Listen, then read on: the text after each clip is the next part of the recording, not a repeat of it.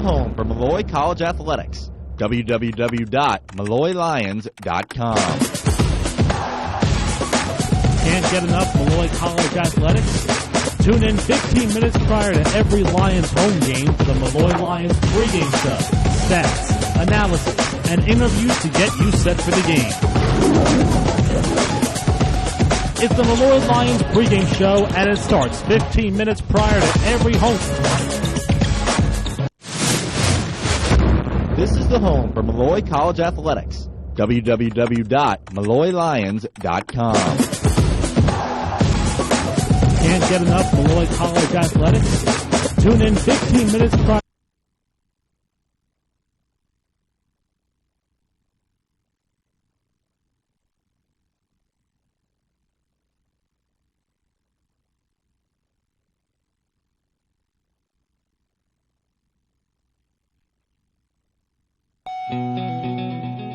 Casey's Kitchen and Cocktails is a proud sponsor of Molloy Athletics. Hurry down to Casey's because now through October, Casey's Rooftop Bar, Rooftop 32, is open for dining. Have a Lions Land card? Receive a 10% discount on your order. Casey's Kitchen and Cocktails, 23 North Park Avenue in Rockville Center.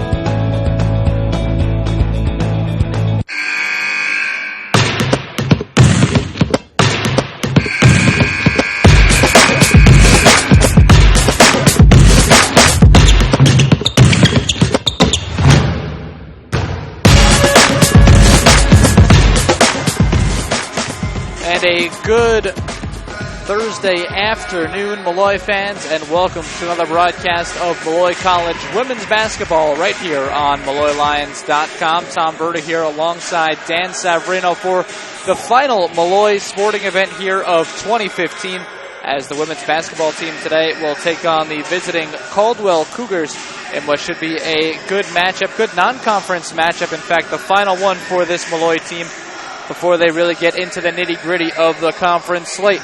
Well, again, thanks so much for joining us live here from Quealy Gymnasium on the campus of Molloy College here in Rockville Center, as the Lions come into this one struggling so far on the season, just a 2-8 record overall.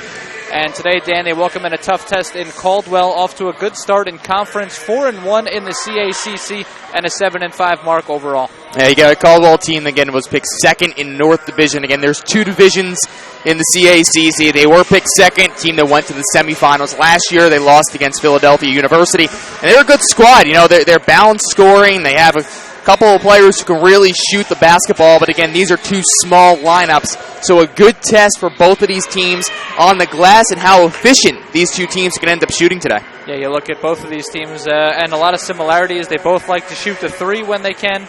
They both get out-rebounded generally because, as you mentioned, they like to play those four-guard type of sets. But take a look at this Molloy team, Dan, coming off a trip up to Albany for the St. Rose Holiday Classic, and they fall in a heartbreaking fashion in each game, 59-57 against St. Rose before falling to Franklin Pierce 75-71. But I think for Molloy, it's good to know that they can compete with those Northeast 10 conference schools, but at the same time, I think they're going to feel a bit unlucky because with those two losses, they've now dropped 5 games this season by 5 points or less. Yeah, last win coming to Mercy, which was an important win because, again, that still is in conference. So you need to worry more about your conference record than your overall record.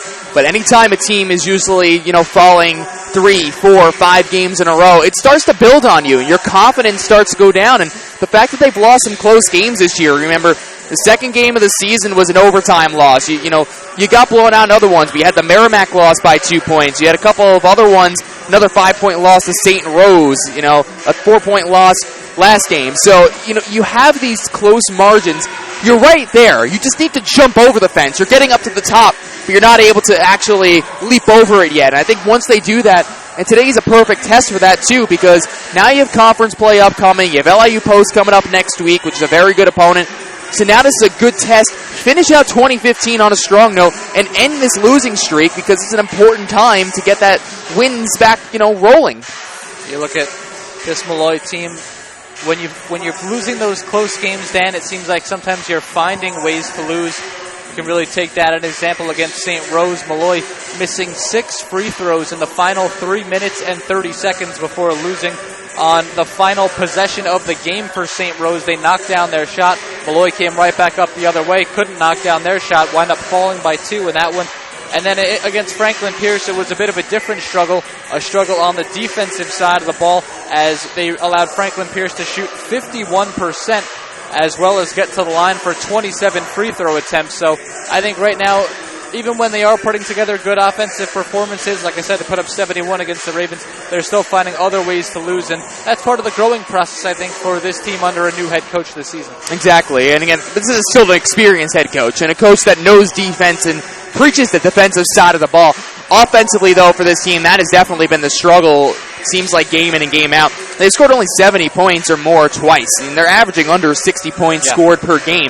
Those are numbers that need to improve. And, you know, when it doesn't matter when you look at that margin, at least the points, and points per game against points there, it's still in the negative. You got to get that to the positive, or at least very, very minimal negative, like a negative 0.1 or whatever it is. These are all little stat-heavy things. But when it comes to that offensively, the team shoots the ball well. We know that. We've seen that. Statistically, they're one of the best actually in the country in the three-point ball. They're one of the best in the region. They are the best in the region in three-point field goal percentage. But outside of that, it's when they start getting that half-court offense to start working and they move the ball around. That is when you're seeing some of the best offense, is when you're getting those second and third chance opportunities, you're putting them back, because that's where they really have struggled so far and halfway through the season. Caldwell, meanwhile, coming off a dominating victory over Washington Adventist, 91-57 at home. And for a team, Dan, with 4 players averaging in double figures, this was just another ho-hum game for them. In that game, 5 players in double figures, 7 players with at least 8 points. So this is a team that really likes to share the ball. Their assist numbers were absolutely outstanding in that game. And it's just a team where really there's not any one key player you have to watch out for. They truly do it in a team scoring fashion. Very balanced squad. And Christina Danella really has done a fine job. Only her second year at the helm here. And again, this is a coach, and we'll talk about her more, but this is a coach who just graduated a couple of years ago. 2013, she finished up her career at Marist. She was an all-conference player.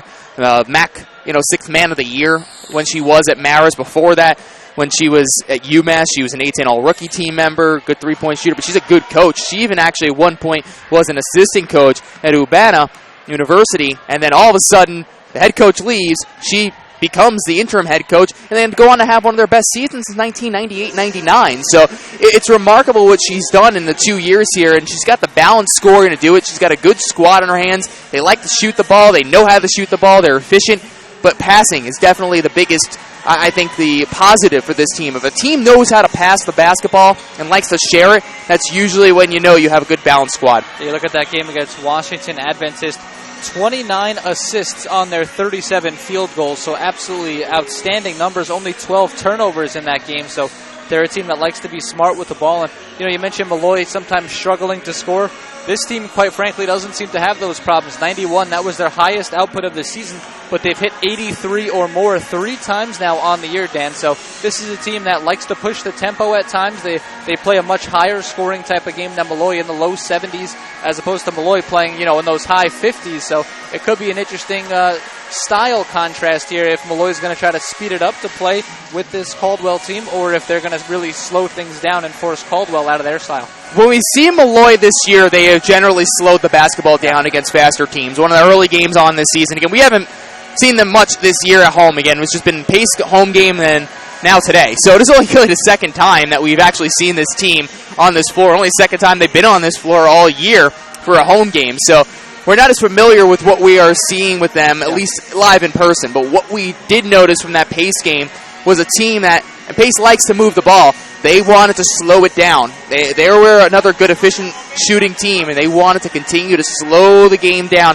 So I think that's exactly what you're going to get again today, another squad that wants to at least control the tempo, make the most of every single possession. And I think that's going to be the key for them going forward, is make the most of each possession. And for these two teams, not much to talk about in terms of history against each other.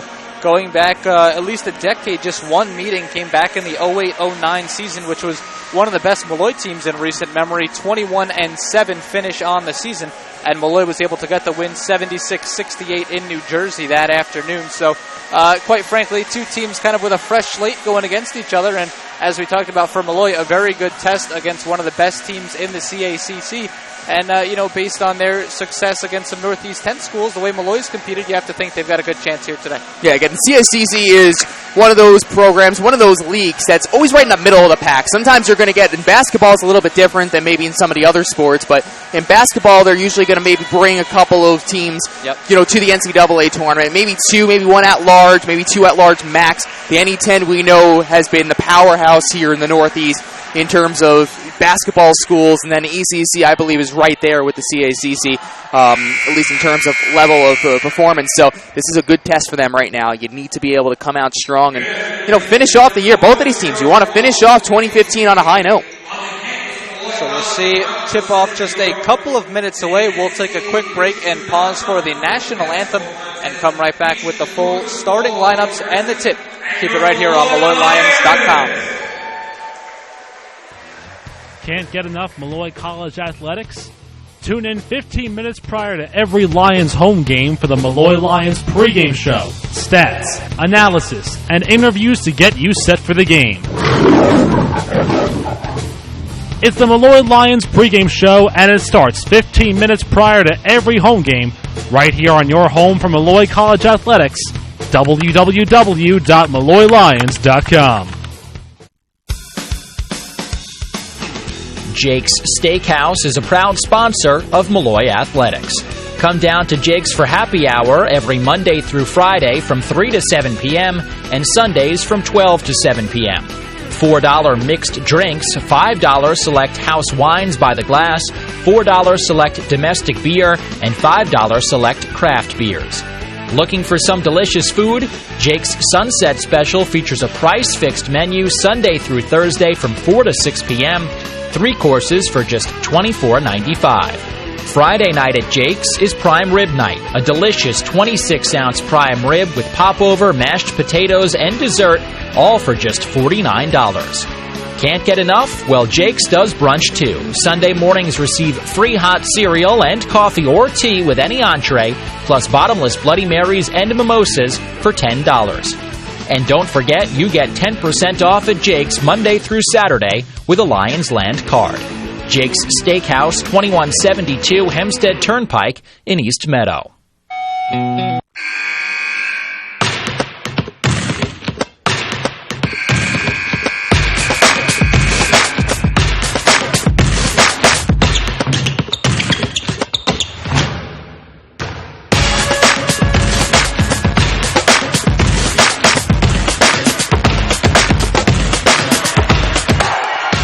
Welcome back here on MolloyLions.com. Tom Berta here alongside Dan Savarino, just about 2 minutes or so away from opening tip between Molloy and Caldwell in this non-conference women's basketball matchup. Let's get to the starting lineups. We'll start with the visiting Caldwell Cougars, led by head coach Christina Danella in her second season. They'll start in the backcourt, 5'5" sophomore from Dorchester, Mass, Sherelle Sanders, averaging 11 a game. Also in the backcourt, a 5'7" junior from Scarsdale, New York, Antoinette Pila. She's averaging over 9 a game. And a 5'10" sophomore at the 3 out of Middle Village, New York, Kristen Droxler, averaging 12 points per game. In the front court, a 6-foot sophomore from Barrington, Rhode Island, Maura Kelty. And at the center spot, a 6'1" freshman from Denville, New Jersey, Caroline Dunn. Now let's get a quick look at the starters for your Molloy Lions, led of course by head coach Joe Pelicane in his second ever season here at Molloy, first since 2005-06. They'll start at the point guard spot with the 5'2" freshman from Amityville, Innocence Grady. Also in the backcourt, sharing those ball handling duties, will be the 5'7" junior from Hempstead, Aaliyah McDonald.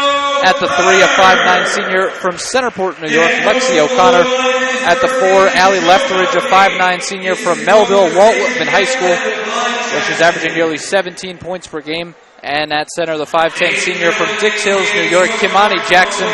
Very good start to the year for Kimani, averaging 12 points, 6 boards per game, helping to lead this Molloy team. In fact, she's been shared for the team lead in points each of the last 2 games, so a very good stretch right now. Kimani Jackson playing very well. Yeah, you have Kimani now, and you had Allie Lefteridge early on in the year, who was averaged close to 20 points per game in the first few games. So now you're starting to see some more balance. And you know what? If you get both of those two, as like really a two-headed monster between Kimani and Allie, and you have those two maybe start to chip in 15 points each per game, I think that's going to be a good balance for you going forward offensively, and then you start maybe getting your points, 5 points here, 5 points there from some of your other players. But Kamani, an important player, again a senior now, and expected to really take on that leadership role, and she has. And should mention it is Alex Hampton who will miss, or not in the starting lineup, we should say, for the third straight game. She's missed the last two with injury. It seems like she might be available today. She was taking part in the shoot-around, but Aaliyah McDonald has really grabbed at the chance to get into the starting lineup. She's played well right now. She's averaging 7 points, 5 boards, 3 assists per game, and she gets another chance in the starting lineup here today. Exactly what you need, and you want your players to come off the bench and still be able to step up. And whether Hampton comes back into the starting lineup, I think it's still a positive going forward. Molloy will come out in the home white tops and bottoms, maroon numbers, black trim. They'll go right to left across your screen here in quarter number 1. Caldwell in the visiting red tops and bottoms, white numbers, gold trim. And they will go left to right as Molloy wins the opening tip. Innocence Grady will start with it now. It's with Aaliyah McDonald on the left wing. She'll drive, now hands off for Lexi O'Connor. They dump it inside for Jackson. Good inside out as Caldwell coming out in the 2-3 zone. O'Connor catches the skip pass. Now it's with Leftridge. Left wing 3 on the way is no good, and the rebound by Caldwell. And getting tripped up on the play was Kristen Droxler. So it'll be a foul, and Cougars have the ball. Already you're seeing Molloy use the most of that shot clock, move the ball around. Not sure if it was the best shot attempt they could have taken in that situation, but still they want to use the clock.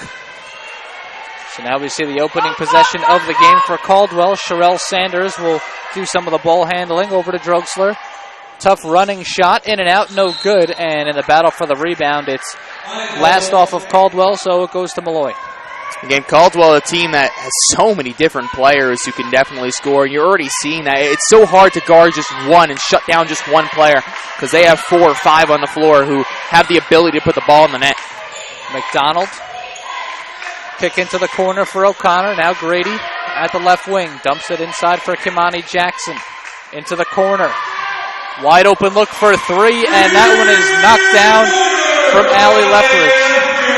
Good pass from Kimani Jackson. She knew she had the inside and still was able to kick it out. And Kimani to look, catch, and shoot. And we talk about Leftridge. She's really made that a part of her game this season. Not known for the 3-ball earlier in her career, but she's turned that into a strength. Back the other way, Sherelle Sanders answers with a 2. Sanders averaging 11 points per game. She's been in double figures 8 of the 11 she's played in. Again, another person who is consistently getting in double figures.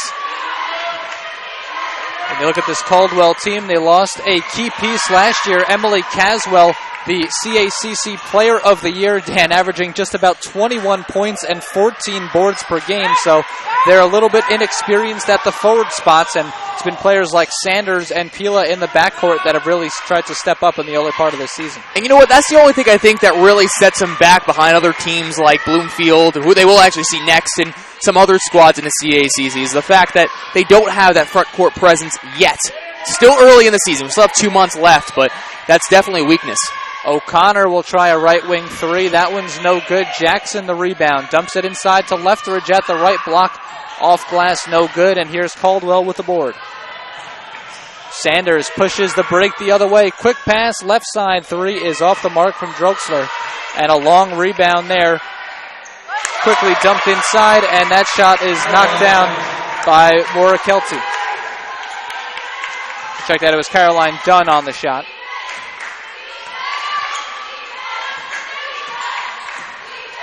McDonald will work it right side. The kick, Grady for 3, and that's good. So Molloy, as you'd expect, have taken a bunch of 3s in this game, and that's where both of their field goals have come from in a 6-4 lead. Tell you what, Innocence Grady, just a freshman, but she plays much bigger than that. We've seen her. She's tenacious on the ball, but she's been working on her shot, and she knocks down a tray. Droxler on the runner, no good. Grady pulls down the board. A little bit out of control, Grady. Now McDonald will reel it in. Out to Jackson. Strong take to the rim.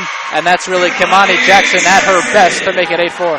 Kimani just walking right in there. Nice bounce pass, and she just found her. Nobody took her in the lane. Nobody helped over, and she just was able to walk straight to the net. Sanders will kick right side. Drogstler gets a high screen. Goes to Dunn again near the left block. That jumper is off the mark, pulled down by Molloy. McDonald. Couple of head fakes. Now we'll hand off for O'Connor. Lost it on the dribble. Kept alive by Molloy. 15 to shoot. They dump it inside to Lethbridge. Back out. Jackson. Nice hop step inside. And a great finish by Kimani Jackson. Back-to-back buckets. Kimani Jackson has that size, strength, and speed. And she uses her strength there, went straight to the cup, and knew that she was not going to be stopped. 10-4, Molloy with the early lead. 5.5 to go in this opening quarter. Sanders, a left corner three, and that is good. And we talk about Molloy, Dan, shooting 38% from three. That's the best in the East region. But how about Caldwell shooting 37%? They're not far behind. Not at all. And you can see that because, again, they have efficient shooters all around. And even when they work the ball inside, they're able to find the open man on the outside for a wide open look. McDonald over to O'Connor, keeps the play alive. Now finds Jackson down low, and she can't finish from the right block. Sanders trying the home run pass, and Jackson did well to get back on defense. Took that one away. Now McDonald coast to coast, and she airballs the runner.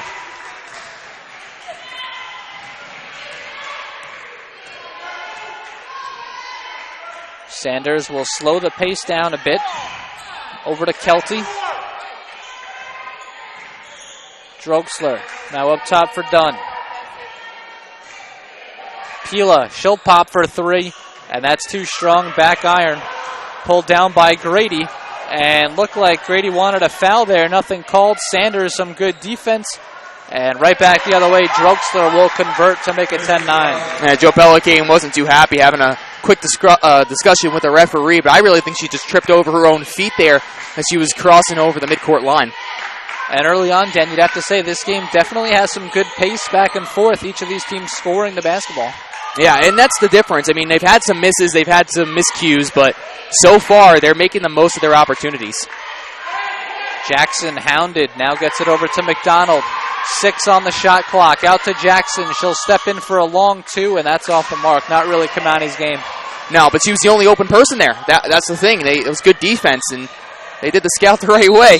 Pila on the baseline drive, and she is hacked. I believe they're going to get this one on, and they call it on Jackson. I thought the foul was going to be on O'Connor, but that's an early one on Kimani Jackson. It'll send Antoinette Pila to the line. 5'7" junior, shooting 60% from the stripe.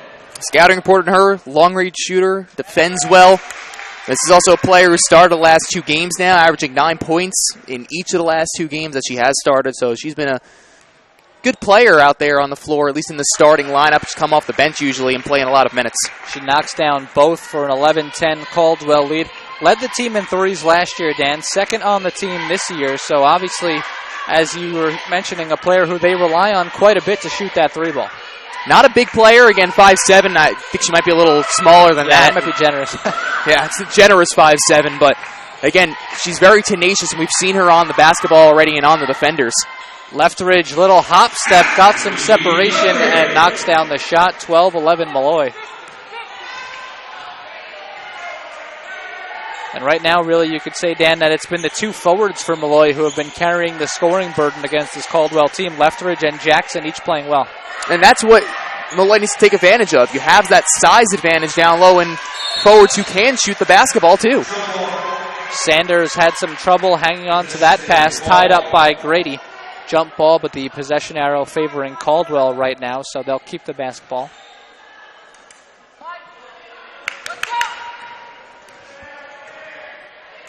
Sanders. The kick. Kelty will have to pop a long three because the shot clock was winding down. She missed it. Now back the other way. Lethbridge finds O'Connor. She'll step into a three. And that's exactly what you want to see from Lexi O'Connor. A very good shooter that can heat up. And she stepped into that one for a clean look. That's why it was a smart play by O'Connor. Instead of trying to force the shot, which we've seen her do in the past, she knew she had the sharpshooter on the outside who had a wide open look. 15-11 for Molloy as Sanders too strong with that shot off back rim. And now we see the first substitution of the game as Andy Lennon, 5'6" freshman from Secaucus, will check in for Pila. CACC honor roll member in week number 6, which I believe actually was last week. Averages 5.5 points per contest. You mentioned the sharpshooters on this team. Lennon broke her own school three-point record twice. She was 4-time All-County and 1-time All-State at Secaucus. Turnover by Molloy. They get it out to Sanders running ahead of the break. She misses the layup, and that'll drive a coach crazy. Coach Danella not looking too happy to our left. Back the other way, Molloy. They get it down low to Jackson, and she nailed it, and then a tough collision coming back into the play was Dunn, and it looked like Dunn's chin and Kimani Jackson's head made some tough contact. Right now, Dunn looks like she might be cut open, so she's going to have to get tended to on the Caldwell bench. Yeah, she's cut right underneath the chin, so she's going to have to sit out for a couple of minutes here. But again, going back to that previous play on the miss by Sanders, beautiful pass straight ahead. Yeah. You know, those are the ones that really frustrate a coach again, because then you go the other way and Molloy actually scores on that. So those are two easy points that pretty much you give up off of a miss. And, you know, those are easy points. You got to be able to make those layups. Carly O'Driscoll checking into the game for Caldwell. She makes an immediate impact. The 6'1" sophomore from Sharon, Massachusetts, averaging 12 points per game, and she gets her first bucket here. Got that good inside positioning and was able to knock it down as it's now 17-13 Molloy. McDonald, wild shot inside the paint. That's well off the mark. And then a foul back the other way. They're going to call McDonald as she reached in on Drogslayer looking to make that home run pass. Second time already we've seen fouls back really on this part of the floor when Molloy's trying to come back on defense. They're very aggressive. As now we see a couple of substitutions, and Alex Hampton's going to make her first appearance of the game, as well as Brianna Perlmutter. We talked about it for Hampton, missing the last two with injury. Now she's back and ready to go and has been an important part of this Molloy team now for 4 seasons. They dump it inside again. Going up strong, O'Driscoll couldn't get it to go. And now we've got a foul underneath the hoop. It might be a 3-second violation. I believe it was. Back to Molloy. Yeah, I think it was, Tom. But going back to the defense right there, this is what the size advantage does for you down low. O'Driscoll, again, somebody who started every game, but now you're looking at the tall, lanky Perlmutter, in addition to Lethbridge, who has that length as well. Their reach is very, very long. Perlmutter up top for Hampton. Right side for Lethbridge. Over to O'Connor now, right wing, down to 7 to shoot. Lethbridge will fire up a 3, no good, and a big offensive board for Molloy. Dan, they've extended a couple of possessions with offensive rebounds, and now they can have the final possession of the quarter. Rebounding has not been something that's really been helpful. They're in the negative in rebounding margin, but you know what? If you win these boards, it's how you win those extra opportunities. 10 seconds left on the game clock in this first quarter. Hampton will initiate, dribbles left side, out to Grady. She'll try baseline, 3 to shoot. Grady now has to put up a runner at the buzzer. That's no good. And the first quarter will end with Molloy leading 17-13. Good first quarter by the Lions. You know, even though a couple of times you've seen some very good defense from Caldwell, and it's definitely, you know, taking advantage of that. Another time, Jackson didn't have a good look. You try and kick out. Another time right there with Grady, she doesn't have a good look. You have to try and force a shot. So you've seen some good defense from Caldwell, but again, some misses so far by the Cougars, and also the defense has been fairly strong by the Lions, and I think that's been the positive, at least in that first quarter. So we will step aside and come back with the second quarter. Once again, Molloy with a 17-13 lead here on MolloyLions.com. What's the lowdown on Molloy College athletics? Watch the Lions Lowdown. Hear from your favorite coaches and student athletes of the Molloy College Lions. Watch on MolloyLions.com or follow our YouTube channel, Molloy Lions. MolloyLions.com is your official broadcast home for Molloy College athletics. Hear all the exciting action of every Molloy Lions game live right here on MolloyLions.com. Remember, your home for Molloy College athletics is www.MolloyLions.com. This is the home for Molloy College Athletics. www.molloylions.com. Casey's Kitchen and Cocktails is a proud sponsor of Molloy Athletics.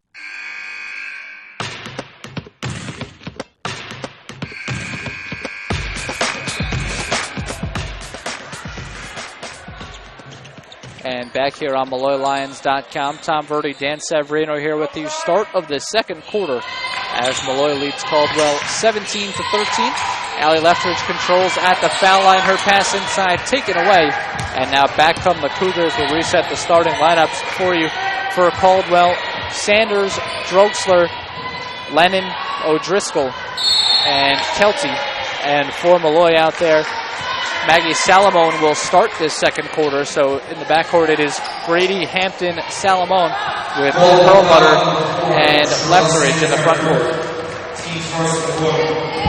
Cheryl Sanders got charged the foul there, trying to reach in, so it'll be the team's first and her first. And the first foul for the team on the afternoon as well for Caldwell. Here is Grady, got some space inside the paint, put up the runner off glass, no good, and O'Driscoll on the rebound. Back comes Drogsler. The kick, Lennon will control right wing up top for Sanders.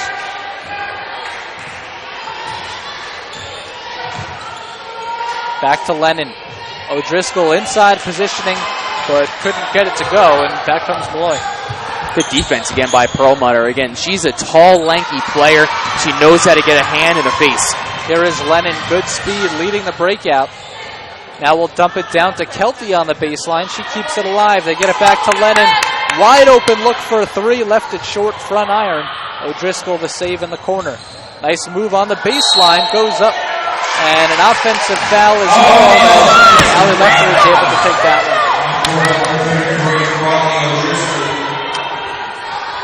Coach Christina Danella not too happy about that call. She is right in the referee's ear on this near side. I think she's saying that she was inside the restricted area. And you know what? That was very close to where it was.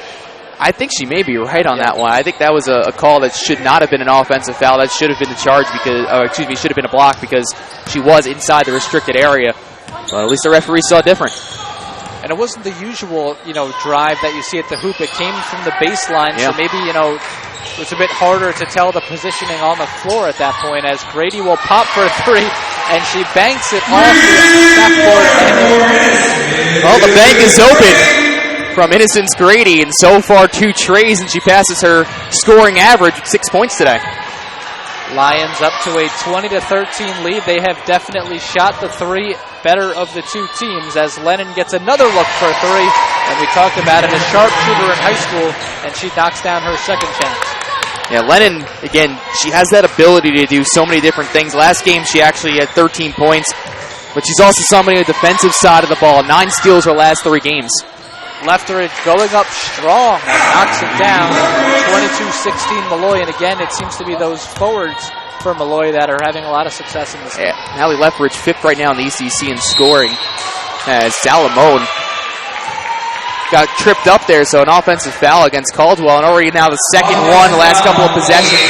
And that's something that's been helping the Lions, has been some of these turnovers via foul and really just via little mistakes here and there, a little miscues by Caldwell has put them behind. The second foul on O'Driscoll, so Sanders will have to come in to replace her. And now we're talking about a very small lineup here for Caldwell, with really the only recognizable forward out there as Kelty. So a bit of a tough matchup, but Molloy does them a favor right away, turns the ball over right into the Caldwell bench.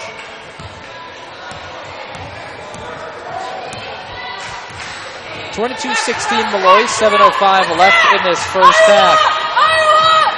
Danella will call out the play. Here's Sanders. She'll step out. The kick for Kelty. Long 2 on the way, in and out. And Salamone the rebound, but unable to keep it alive. She stepped on the line.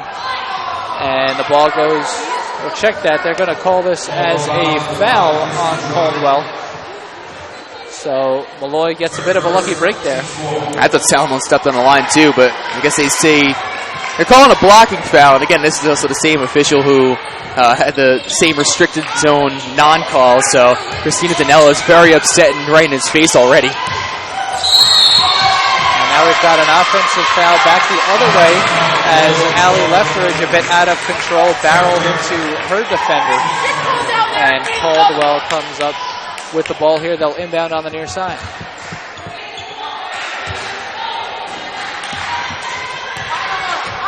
Been a pretty short bench so far today for Caldwell. Haven't really subbed in too many players, and it appears that Nicole Angelo, their leading scorer this season at 15 a game, is unavailable today. And they've also now since lost Caroline Dunn with that chin cut, so it could get become a very short bench for the Cougars as they take another offensive foul and get the ball right back again. Well, at least the offensive fouls are working from there, but I guess the injury bug is not. And Dunn's still working on that chin, and it's still bleeding. I don't think it's enough. So at least in my opinion, it didn't look like it was enough maybe to get stitches. I think they're just trying to wait for the blood to stop. Yeah. So I think she'll be back at least by the second half, but definitely someone that you need back there on the floor. Baseline drive and a foul called against Molloy. I think they're going to say this one's on the floor. And if I'm not mistaken, this is going to be the third team foul on Molloy. And it'll be the first charged to Shantana Kanoe, who just checked into the game. Checked out, it'll be her second. Three ball on the way from Pila is good, and just like that, it's a one-possession game, 22-19 with 6 left in the half. That's got to be frustrating for Coach Pelicane, Dan. You let maybe their best pure shooter get a wide open look off an inbounds play. I say no basket on this, but yeah, exactly. And I think that's something that has been really plaguing this team too. Is the people that generally are the better shooters, this and that, the better players, the ones that they're going to go to. Molloy's had trouble defending them more than they've had trouble defending the second, third scoring options. So. If you let them take that look every now and again, okay, but usually you want to try and defend that more and get that second, third scoring option and have the force to do more. And a trio of substitutes checking in for Molloy. Jackson, O'Connor, and Hampton all coming back in.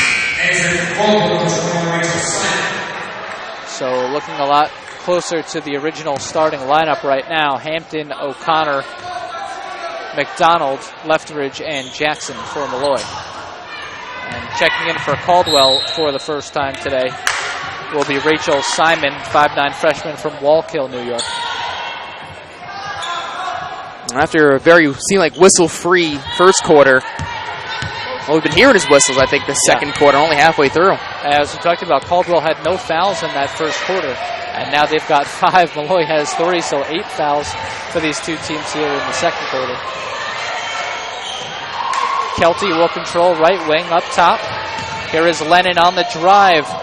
Good ball fake, but couldn't get the finish at the rim. And then Simon gets called for the foul as Alex Hampton tried to make her way up court. And with that, Molloy will be shooting free throws now. Yeah, this is the difference when you get into the quarters. With the new quarter rule, you get to 5. Now you go to the bonus. You're going to be shooting 2. It's no bonus, double bonus. You're just always going to be shooting 2 from here on out. So now Molloy, 5:22 left. They're going to keep shooting free throws. And, it plagued them 2 games ago. Yeah. It was definitely their Achilles heel. Last game, they were pretty strong from the line, just missed 3. So this is, there are 3 points on the board. You need to be able to continue to take this lead. Yeah, you wonder if, how much Joe Pelicane had them working on free throws, maybe in the warm-ups or after that first game against St. Rose. If he had any time to get him in the gym, probably frustrated that free throws cost him the game. And as you said, they really had a nice bounce-back game in the second part of that tournament against Franklin Pierce. 24-19 is the lead for Molloy. Tom Birdie and Dan Savarino here with you. Thanks for joining us on this New Year's Eve Thursday afternoon. Caldwell knocks down the shot from Kelty, and it's back to a 3-point game with just under 5 left in the first half. So the Cougars keep staying in it, and that's really the MO with them. They're going to continue to stay in it. That's how they win games. And then once they get that bench working again, I think it's going to be the difference maker. Caldwell back in the 2-3 zone. Jackson tried to split a couple of defenders on the hop step, but couldn't get the finish at the rim. Simon will fire up a 3 from the corner. That's no good. Hampton now will look to push the break out ahead to Lefteridge. Strong lefty take and finish. And a timeout taken now by Joe Pelicane, 32nd timeout. So we'll keep it right here as, again, Molloy out to the 26-21 lead. And I think we'd have to agree, Dan, that Molloy probably been effective on the fast break. You don't see them use it too often, but today, when they've had the chance, they've tried to push the tempo a little bit, and they've had some success. Leftridge right there, as we know, a very athletic player and taking advantage of it. Her and Jackson, again, are two bigger players who have speed, who have size, who know how to go straight to the cup. And I think that's what they need to continue to do, considering that Caldwell has also been going much smaller than Molloy is. And again, Molloy, not a traditionally good rebounding team, but their forwards at least have that speed along the wings, and they know how to go straight to the basket. And I think if they continue to do that between Jackson and Leftridge, and then you leave somebody like Lexi O'Connor wide open when you want to kick out, I think you're going to continue to get this offense rolling. Sanders will work it left side, over to Pila. There is Sherelle Sanders. Inside, and a foul on Alex Hampton. And she immediately signals to her teammates, that was my fault. Shouldn't have reached in there, she was saying. Fourth team foul on Molloy, so the next one against Molloy, and Caldwell will be shooting for the rest of the quarter. Simon to inbound this one. Out to Kelty. She'll pop for another long two, and a very strong game thus far from Maura Kelty. Usually comes off the bench, but already far exceeding her season average of just 3+ points. Yeah, back-to-back buckets for her. She's started the last 5 games. Double figures in every other game, which is kind of interesting the way it's gone. Sanders off the takeaway will try to push it and can't get it to go. And then they call Sanders, and hate to say it, but I thought that was a bit soft there. I thought they could have let the players play. I agree. I really agree with that. Because I thought McDonald was just moving her arms maybe a little bit too much. She drew that. And Sanders right away was actually looking over to the bench and saying, all right, relax. I want to stay on the floor. Like, don't take me out even though I have 2. So it's just, I don't know. Those are questionable calls. It seems in the past we've seen the game become less physical over time. And I think last year you started to see the physicality be allowed a little bit more. And now it's been pretty much up and down.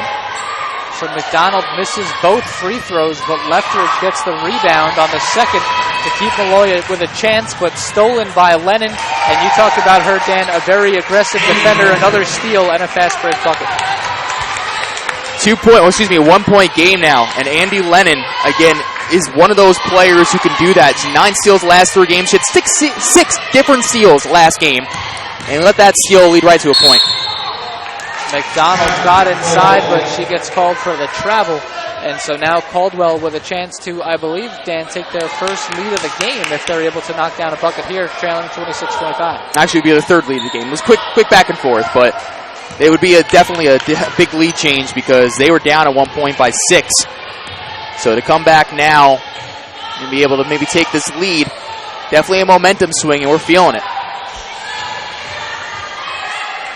Been mostly Molloy leading throughout, and Caldwell, as we've said, kind of just hanging around. And unfortunately for the Cougars, can't take advantage there, throwing that pass out over the end line, and Molloy gets it right back. Hampton to McDonald on the right side. Hampton gets it back. Now she'll go to O'Connor. Up top for Jackson. Right side, McDonald. 10 to shoot for Molloy. They get O'Connor a look from the right corner for 3, no good. And now back comes Lennon. She sees some open space, and it was good penetration, but on the kick, a bit wild, and missed Simon, who was waiting for it before. Actually, it was Kamani Jackson who was right underneath. I think that's hesitated instead of going up. And again, it's a team that does pass the ball a lot. Lennon alone, her assist to turnover ratio 31 to 26. Assists being the positive. Her career high was last game. She just went straight to the basket. I think she had to look there, but got scared when she saw the taller Kamani Jackson next to her. And again, we see Caldwell out in that 2-3 zone. They try to work it inside for Jackson. Good collapse. Now out to Leftridge. Her shot off the mark. But Dan, I think that's really been a strength for Molloy today. When they face that zone, it's been that good inside-outside ball movement that's helped get them some good looks. Yeah, they haven't been able to get down deep, but they've been able to at least kick out. As Kelty knocks down a three, and Maura Kelty, the sophomore from Barrington, Rhode Island, having herself a day here. Now a 28-26 lead for the Cougars. 7 points. 7 of the last, actually 9 points for Caldwell coming from Kelty. They dump it inside for McDonald, and that foul on the floor, but again, doesn't really matter at this point because it's going to be a 2-shot foul the rest of the way regardless.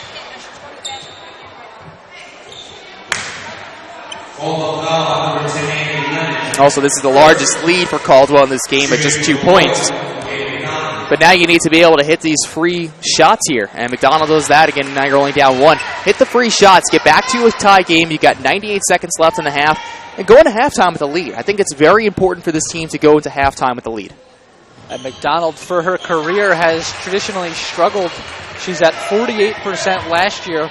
Last season was actually a career high for her at the stripe at just 52%. So a player who does not usually make the most of her trips at the line, but was able to knock down both there to tie this game at 28. Kelty will drive and kick, now hoping to set the screen for Pila. Nice defense by McDonald. And then McDonald gets called for being over-aggressive there. So that one is going to send Pila to the line for 2. And she usually is a very good free throw shooter, 84% last year, kind of what you'd expect from a sharpshooter. Just 9 of 15 entering today. Stripes is the first one that takes that lead back. Pia, again, someone who generally does not start often and has started now the last 3 games. But for someone who was the second on the team in scoring a year ago, and then started this year on the bench, and has really found her way back onto the floor, always getting those minutes and getting more and more minutes, I think that just shows you the kind of player that she is. Former All-New York State selection out of Ardsley High School up in Scarsdale. There is Jackson. Penetrates, gets to the foul line for a jumper, but can't hit it. And now we're under a minute left in the first half with Caldwell still hanging on to that 30-28 lead. And a timeout taken by Christina Danella, wanting to talk things over with her team. It'll be her first charge timeout, so they'll still have 4 left after this 30-second timeout. A chance for her to draw something up on possibly her team's final possession of the half. And you know what? A chance to also take a 4-point lead, which would be the largest lead of this game.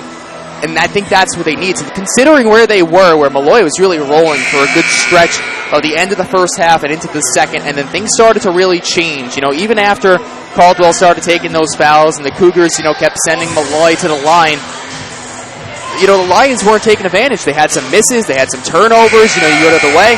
And now the Cougars could actually go into halftime with a 4- and 5-point lead instead of being down by 6. And a chance for a quick 2-for-1 opportunity as well here, Dan. If they can make a quick bucket, they could still get the ball back with some time. Lennon finds Pila, open look in the corner, no good, front iron. And now about a 9-second differential between shot clock and game clock. Here is Hampton, nice crossover, finds Grady wide open for 3, left it short. And now Lennon has the ball, and the bench is calling for them to hold for the last shot of the half. So Molloy will come out in a bit of a 2-3 zone here. Final possession. On the drive is Ashley Merritt, seeing some of her first action of the day, and she drew a body bump from Lexi O'Connor there in the corner. That'll send Merritt to the line for 2.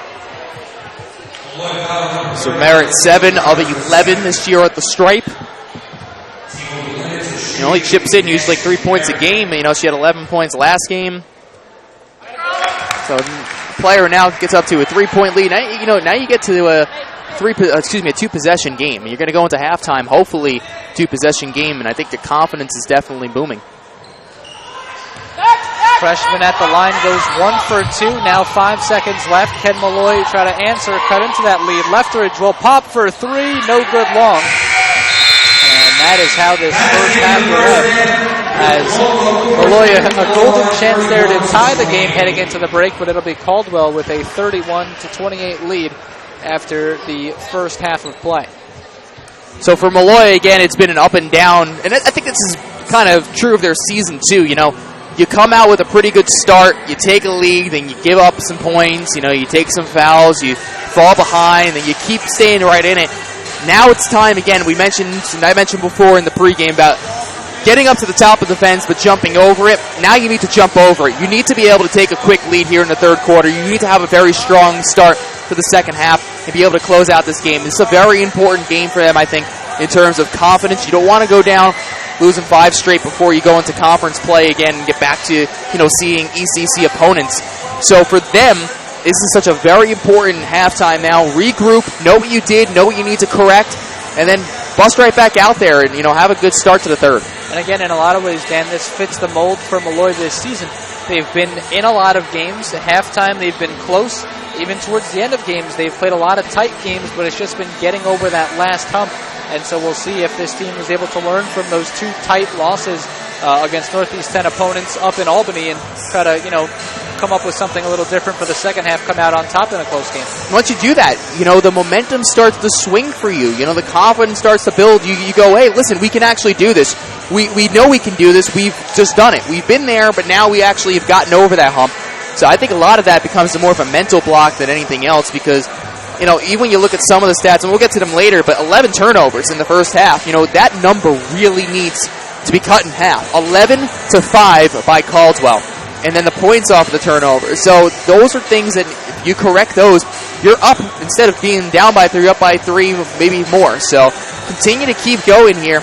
Take the next 10, 11 minutes before you come out of the locker room and know that you have it in yourself. Know that you're still in this game. And you have that ability to do it. You've seen it. You've played some very good teams and have played with them. Now it's time to beat one of them. So we'll take a quick break here against Caldwell, a 31-28 lead over Molloy at the halftime break. Come back with the full halftime stats and analysis in a couple of moments right here on MolloyLions.com. This is the home for Molloy College Athletics. www.MolloyLions.com. Can't get enough Molloy College Athletics? Tune in 15 minutes prior to every Lions home game for the Molloy Lions pregame show. Stats, analysis, and interviews to get you set for the game. It's the Molloy Lions pregame show, and it starts 15 minutes prior to every home game right here on your home for Molloy College Athletics, www.MolloyLions.com. Jake's Steakhouse is a proud sponsor of Molloy Athletics. Come down to Jake's for happy hour every Monday through Friday from 3 to 7 p.m. and Sundays from 12 to 7 p.m. $4 mixed drinks, $5 select house wines by the glass, $4 select domestic beer, and $5 select craft beers. Looking for some delicious food? Jake's Sunset Special features a price-fixed menu Sunday through Thursday from 4 to 6 p.m., 3 courses for just $24.95. Friday night at Jake's is Prime Rib Night, a delicious 26-ounce prime rib with popover, mashed potatoes, and dessert, all for just $49. Can't get enough? Well, Jake's does brunch too. Sunday mornings receive free hot cereal and coffee or tea with any entree, plus bottomless Bloody Marys and mimosas for $10. And don't forget, you get 10% off at Jake's Monday through Saturday with a Lions Land card. Jake's Steakhouse, 2172 Hempstead Turnpike in East Meadow. Casey's Kitchen and Cocktails is a proud sponsor of Molloy Athletics. Casey's is open 7 days a week for dinner with plenty of salads, sandwiches, and entrees to choose from. Casey's is also open for lunch Thursday through Sunday and for Sunday brunch. On the go, takeout is available, plus on-site and off-premise catering to suit all of your catering needs. And now through October, Casey's Rooftop Bar, Rooftop 32, is open for dining. Plus, you can receive a 10% discount with a Lions Land card. All at Casey's Kitchen and Cocktails, 23 North Park Avenue in Rockville Center. William J. Schwartz Physical Therapy and Pro Sports Care of Long Island is a proud sponsor of Molloy Athletics. William J. Schwartz Physical Therapy and Pro Sports Care of Long Island is a full-service sports injury center for rehabilitation, strength and conditioning, and sports enhancement training. William J. Schwartz has 17 years of experience with athletes. Call 516-798-9605 for more information. Mercy Medical Center and South Island Orthopedic Group are the proud medical providers of Molloy College Athletics. They are committed to serving the community with state-of-the-art, compassionate health care. You can reach them at 516-62-MERCY or on the web at www.mercymedicalcenter.chsli.org. MolloyLions.com is your official broadcast home for Molloy College Athletics. Hear all the exciting action of every Molloy Lions game live right here on MolloyLions.com. Remember, your home for Molloy College Athletics is www.MolloyLions.com.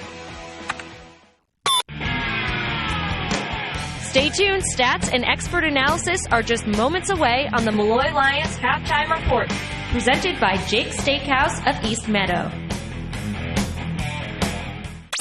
MolloyLions.com is your official online home for Molloy College Athletics. Game recaps, highlights, stats, exclusive stories and interviews, and much, much more. All on your online home for Molloy College Athletics, www.MolloyLions.com. Casey's Kitchen and Cocktails is a proud sponsor of Molloy Athletics. Casey's is open 7 days a week for dinner with plenty of salads, sandwiches, and entrees to choose from. Casey's is also open for lunch Thursday through Sunday and for Sunday brunch. On the go, takeout is available, plus on-site and off-premise catering to suit all of your catering needs. And now through October, Casey's Rooftop Bar, Rooftop 32, is open for dining. Plus, you can receive a 10% discount with a Lions Land Card. All at Casey's Kitchen and Cocktails, 23 North Park Avenue in Rockville Center.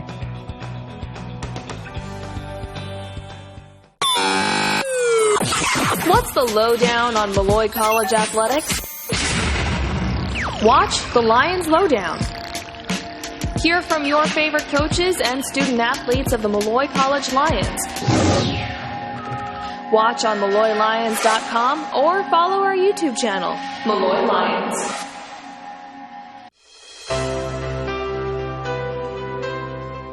Mercy Medical Center and South Island Orthopedic Group are the proud medical providers of Molloy College Athletics. They are committed to serving the community with state-of-the-art, compassionate health care.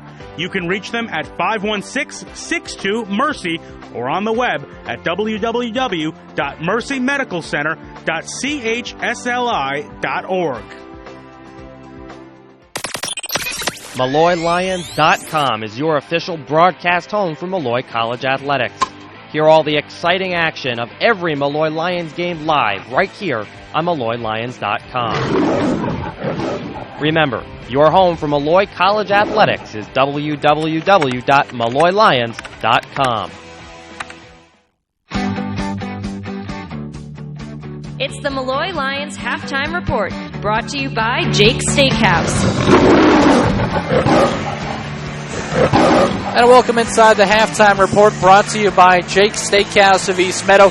Tom Brody, Dan Savarino here with you as Molloy trails it 31-28 at the halftime break. And Dan, you look at some of the key stats for these two teams. Obviously, the assist to turnover numbers stand out. Caldwell 8 assists, just 5 turnovers, while Molloy 7 assists but 11 turnovers, including 7 of them off steals by Caldwell, as they've really had, I guess you could say, the better play defensively and forcing Molloy into some sloppy turnovers.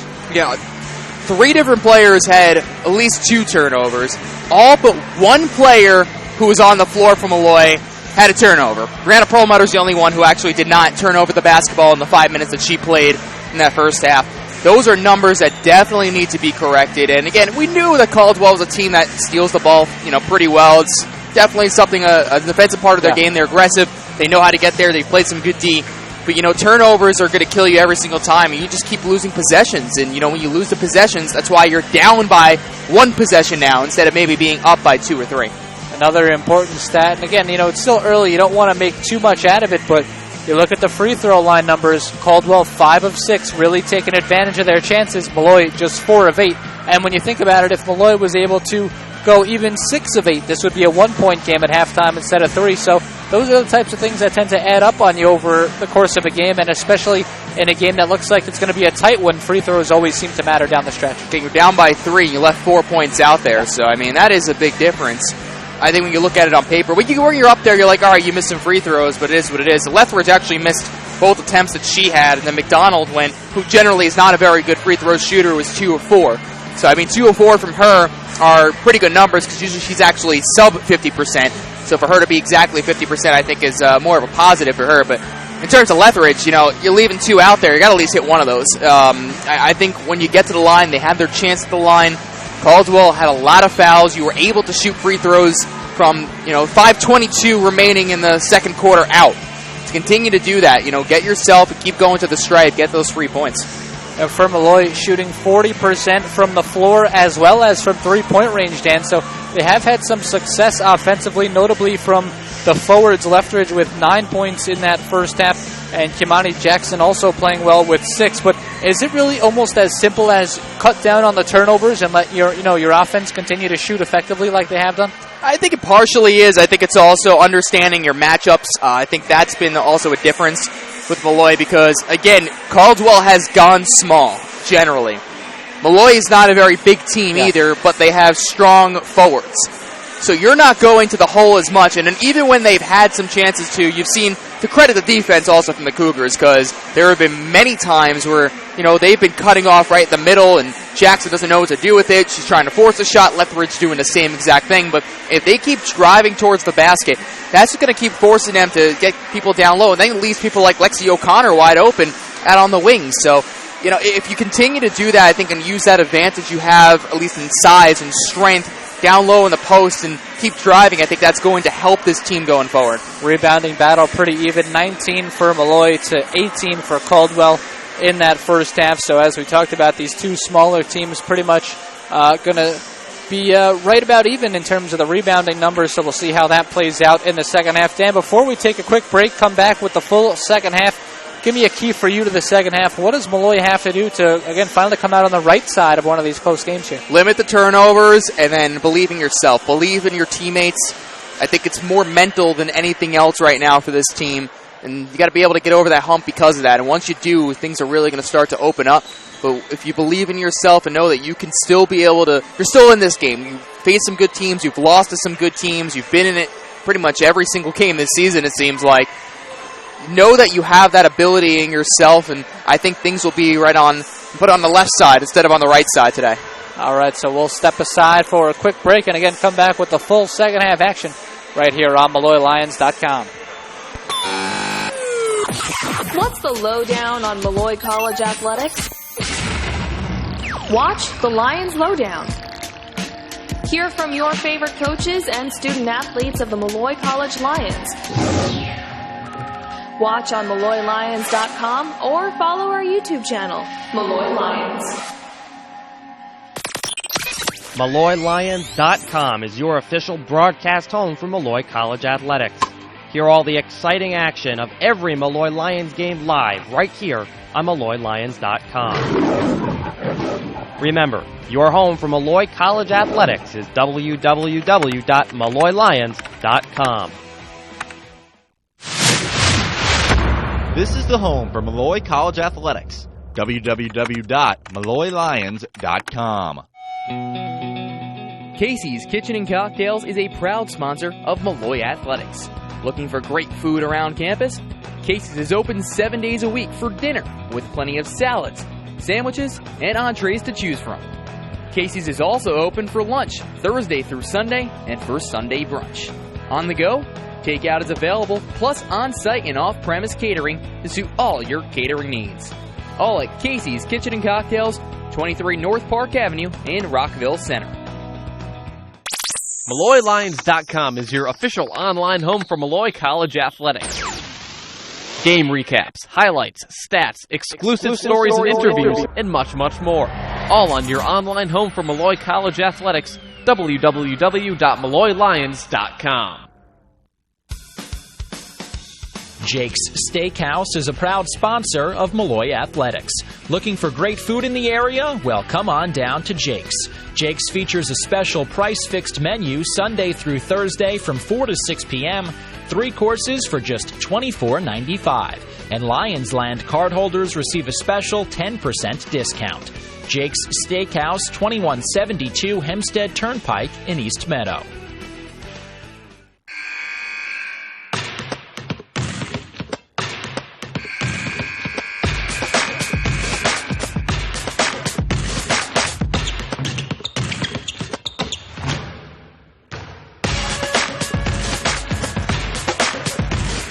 And a welcome back here on the Molloy Lions Sports Network. Tom Birdie here alongside Dan Savarino, just about set for the second half of play. Caldwell, a 31-28 lead at the break, and they'll start off half number 2. They'll go right to left across your screen in the road red. Tops and bottoms white numbers gold trim.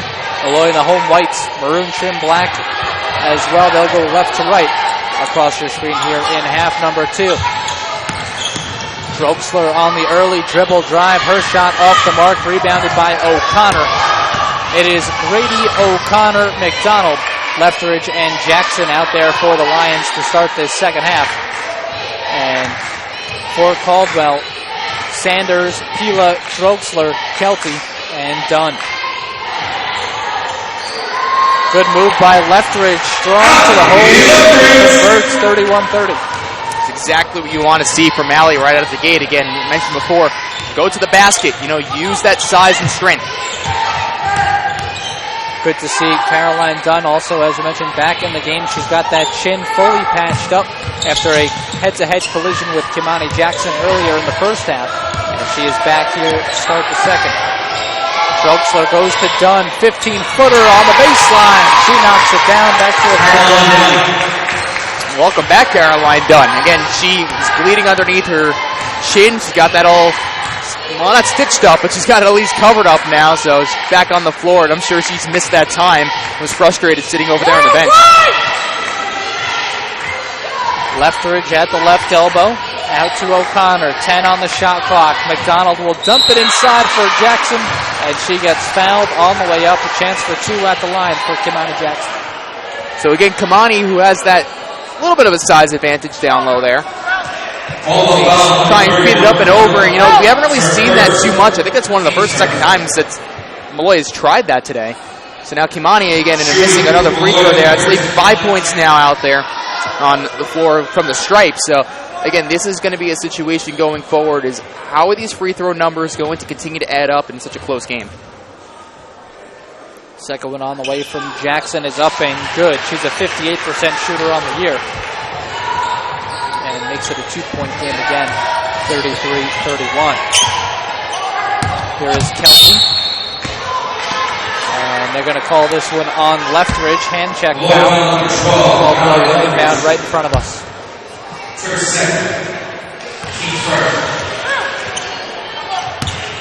Kelty will hand off for Troxler. Picked up her dribble. Now O'Connor tried to swallow her up, but she's able to pass out for Terrell Sanders. Sanders finds Troxler. Wide open 3, left wing side, and she knocks it down.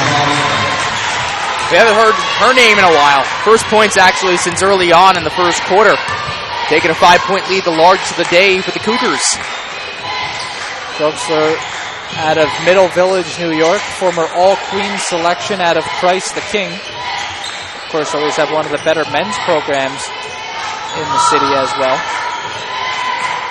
Jackson at the left elbow. Nice kick to McDonald. 7 to shoot. Steps inside the arc for a long 2. That's in and out. And back comes Caldwell. Sanders will run the point here. And speaking of quiet games, Sanders, a player usually in double figures, Dan, she really hasn't done much, but Troxler now looks like she's starting to heat up. Knocks down that J from the left elbow. Troxler with 5 quick points here. And again, mentioning about Sanders, again, I think the 2 fouls early on, which were 2 questionable fouls actually against her. I think that maybe, kept her away from having the ball in her hand as much. Dump the pass inside, and then Jackson is fouled by Dunn. That's her second of the half already. And she's going to have to check out, I believe, as O'Driscoll says. That is the second undone.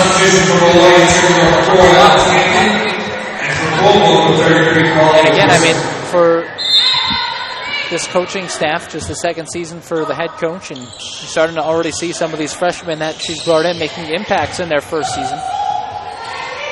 Jackson, good up and under move, but couldn't get the shot to fall, and back comes Caldwell with a 7-point lead. O'Driscoll, tough fall-away shot, that's off the mark, and then rebounded by Molloy. Pushing the tempo out ahead to Leftridge, and fast break has actually been working, and it's so rare to say because, again, this team is much better in the half court. That's where they are more comfortable with the ball in their hands. And that's a backcourt violation. I thought that was the right call. It looked like it went off Drexler last. And a good call, I believe. So Molloy has the ball now. And you know, it's funny, even going back a couple of coaches to Tim O'Hagan here at Molloy, he preached defense first. Very rarely did they get out on the fast break. And, you know, you could even say it was a little bit the same the last two seasons. And now under Joe Pelican, he's looking like building another good defensive team, but don't usually get out ahead of the break too much. Today, though, looking strong there as McDonald called for the offensive, and the ball goes right back to Caldwell. Yeah, it's the same thing, though, it seems, every year with Molloy women's basketball. Again, the defense is a priority. Even with Kate Lynch, you know, it was still a team that they wanted last year who was good defensively, even though Kate, again, wasn't an offensive-minded player in, you know, her heyday. You know, when she used to dominate pretty much all of Division II women's basketball. Now, of course, up at Southern Connecticut State University, coaching at her alma mater. Again, much different than the men's team that we see here, which is a run and gun. Drexler got inside, couldn't knock down the shot, and it's been a good job by Molloy in the second half. They haven't really given up too many offensive rebounds. Caldwell out-rebounded them offensively 4-3 in the first half, but Molloy has cleaned that up a bit here. Ken Hoy gets an open look, and she knocks it down to make it a 3-point game. The closest they've had in a while. Canahoy getting right in the middle of the paint, and we're almost seeing things getting a little sloppy right in that one part of the court.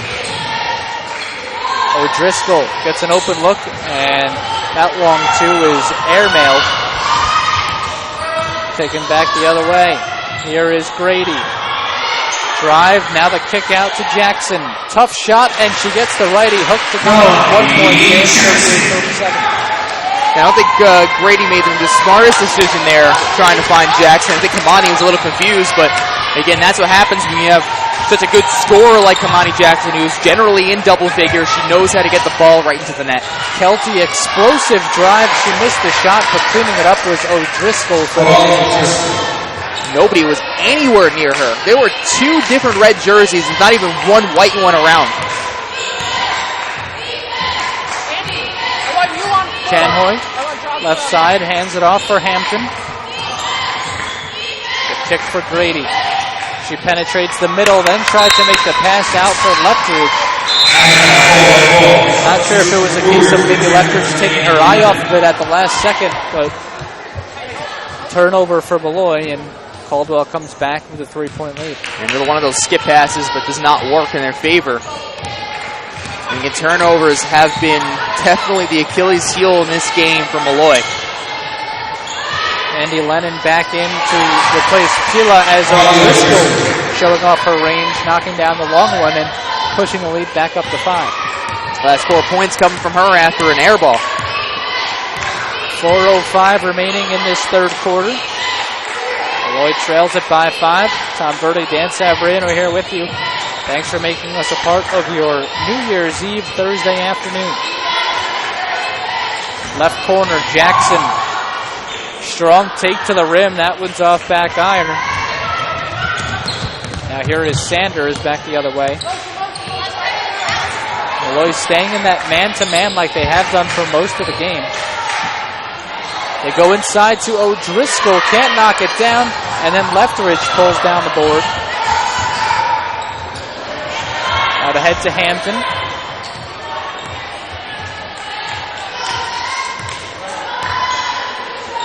Right side for Grady. Nice feed down low for Hampton, and then Hampton calls for the travel. I guess she really should have maybe gone right up with that then from the left block. The second travel violation called against Molloy in this game. Again, another turnover. Two of them coming. It's like a simple little thing like a travel, where again it's knowing your surroundings and knowing where you are. I think she's looking maybe a little bit too much with the pass, trying to create more. But if you just go up, try and draw contact, get yourself to the foul line. Lennon, nice drive to the foul line and knocks it down. And Andy Lennon, I think, has been one of the most impressive players we've seen today coming off the bench. Oh, no doubt. After dropping 13 last game for a career high, now defensively coming away with another steal. You can just see what Andy Lennon brings on the floor. She's not the tallest one. She's maybe not the fastest, but she is such a hard worker, and she knows exactly where to be. Defensively looks like a heart and soul player, the kind that can come up with that big steal like she just did, draw that foul, that can really rally a team, get them up off the bench, and change the momentum. Lennon now has 5 points along with 2 steals. Actually, excuse me, that's way wrong. Stats have not been updated for us here, but I mean, she has, close to, 10 points and at least 3 steals. So for her game and what she brings to it, and I even overheard, Coach Christina Danella say to her when she was putting her back on the floor, you take 4, stay on her. And that's exactly what she's done. She stayed on Alex Hampton in the minutes that she's played, and every time she keeps going down, even on the offensive side, she's hitting her shots, she's driving straight to the basket. Fearless player. And Dan, even as close as this game has been here in the second half, it's back up to a 7-point lead for Caldwell. Almost feels like this is a key stretch for Molloy because the game's starting to feel like it's maybe slipping away. Yeah, it is. And you know what? They've gotten it back down. You're down by 3 at halftime. You bring it back down to a 1-point game at 1 point, at least in this quarter. And this is such an important third quarter. Remember, there's a whole nother full 5 minutes in the fourth to play. But these are the important minutes. You need to be able to keep this right around a 2-possession game. 3 possession is, even, I think, a little bit too much. Right now, you still technically are at a 2-possession game, pending some other stuff. But I think if you keep it right around here and keep, chipping away at this lead that Caldwell has, I think going into the fourth quarter, that completely changes your mindset. 44-37 lead for Caldwell. They'll start with the ball. 2:45 left in this third quarter. Innocence Grady, strong play, takes it away from Sanders and kept alive by Allie Lefteridge. So good turnover forced by the Lions. Kenhoy will drive left side, ran into a couple of tall trees down there. Her pass in for Perlmutter, and that was blocked. And now back the other way, a travel on Molloy. So the Lions continue to shoot themselves in the foot with these traveling violations and turnovers, and that's really keeping them off the board and haven't been able to cut into this Caldwell lead. Again, that's the third travel in the game, second in the last couple of minutes, but in terms of turnovers, which has definitely been the part that's hurt them the most. 16-8 in terms of turnovers. So that's something that really needs to be cut down. You're just giving up free possessions. Under 2 minutes to go now here in this third. Lefteridge from the left elbow, and that shot rattles in. So Lefteridge continuing to get hers, as they say. 44-39, under 2 to play. Kick out, here's Kelty. Right elbow, hands off for Lennon. Given some space, left the 3-ball a little short. And back comes Molloy. Hampton, the drive and kick. Lefteridge for 3, and didn't really look like she had her feet set on that release, Dan.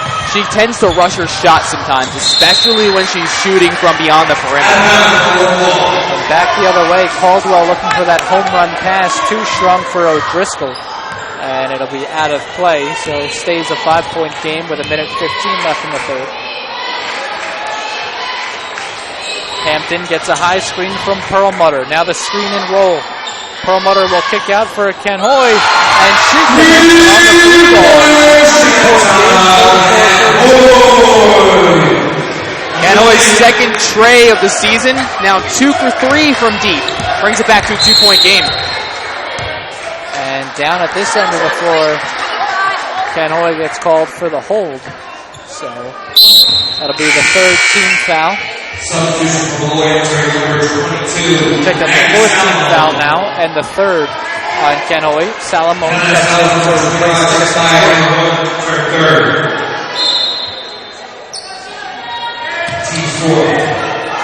Here is Lennon up top, left side. If strokes are coming off the screen, free ball off the mark. And a foul is going to go against Molloy for, I believe they're going to say, a push-off in pursuing that rebound. So it's going to go against Salamone. Yeah, Salamone with the push-off there, but I think she also was actually grabbing the arm as she was fighting for the rebound. Very aggressive player who really just wants to try and stay in this lineup and stay in this rotation. Because, again, her minutes from where she was 2 years ago, where she was, one of the top scorers on this team, to where she is now, it's definitely has gone downhill for her, unfortunately, for her sake. So now it's about trying to at least stay on the floor and get more minutes. Lennon checking out here and replaced by Pila. And that is the fifth foul, so because of that, there was some confusion about whether Caldwell would be inbounding, but it is a two-shot foul now, so the referees are going to talk about it anyway. So I think the question here is whether or not there was any possession involved, but it's going to be Sanders shooting 80% free throw shooter.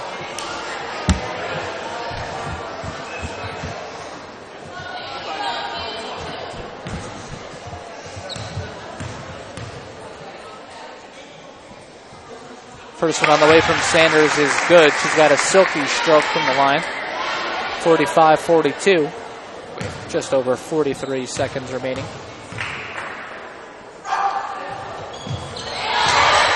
Second one is also good. Back to a 4-point lead for Caldwell.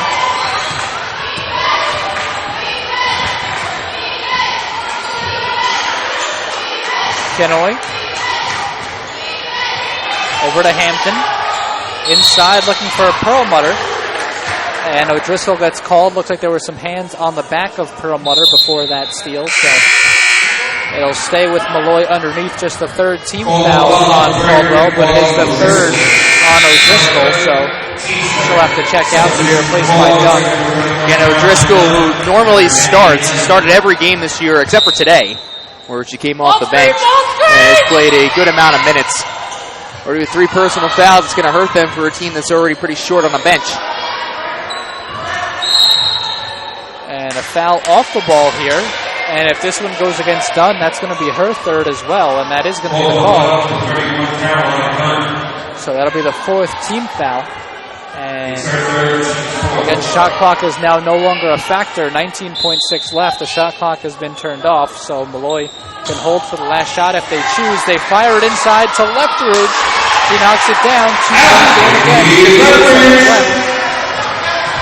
Now on top of it, the Cougars are going to be playing with, 2 of their forwards with 3 personal fouls. And I think Molloy needs to know that, take advantage of it. I think we saw right there. Lennon, the kick for Dunn. Right elbow jumper is no good. And that's how the third quarter will end. I wonder if Coach Taylor was going to take a timeout there, Dan, to draw something up. She still has 4 left, but she decided to let the team run. They got a good look for Dunn, couldn't convert. And so it stays 46-44 after 3 quarters of play. So now you still have a lead going into the fourth for Caldwell. They're comfortable in this situation. A team, again, that knows how to win games. They've won games. They, won their 3 of the last 4. They know how to get a W. Molloy, on the other hand, has not known how to get a W yet. They only have 2. So I think right now the advantage is definitely going in Caldwell's favor for at least experience. Molloy needs to look down deep right now. You're only down by 2 points. You got to know, you get rid of some of those turnovers. You get yourself to the line, you hit some free throws, and try and come away with a win here. You're still in this game. You have a chance to win. And then you just feel like it might, kind of get into the psyche of Molloy, knowing that they haven't been able to come up on the right side of these close games, and maybe starting to feel like it's just building to another one of these tight losses. I mean, it doesn't look like that yet. The body language is very good so far. The team seems upbeat, but again, at some point, if something starts to go wrong in this fourth quarter, you wonder if just going to kind of take away in the back of their minds that they just haven't been able to get the victories in these tight ones. There was one point where the Cougars were able to take a bigger lead, and, you know, you can see some of the body language. It was almost like, oh, here we go again. But now, right out of that, at least out of the timeout with the end of the quarter, they look very fired up coming out of this. They look confident, and they know they're still in this game. So Molloy starts with the ball in this fourth quarter. Salamone, Hampton, Canoy, Perlmutter, and Lethbridge. And Canoy with another nice bucket going to the rim. Knocks down the runner, and we're all tied at 46 with 9:40 left to go in this game. Canoy usually averaging just under 2 points per game so far in this contest. She has 7. It's also a new career high. Pass is dumped inside for O'Driscoll, and a big block by Perlmutter. Molloy wants the ball back. You could see some of the fans were signaling that should have been Molloy ball after that, but they say it was last off of Perlmutter, so Caldwell will keep it underneath with 12 on the shot clock. Inside, O'Driscoll, wide open. Somebody missed their mark, and that's an easy two.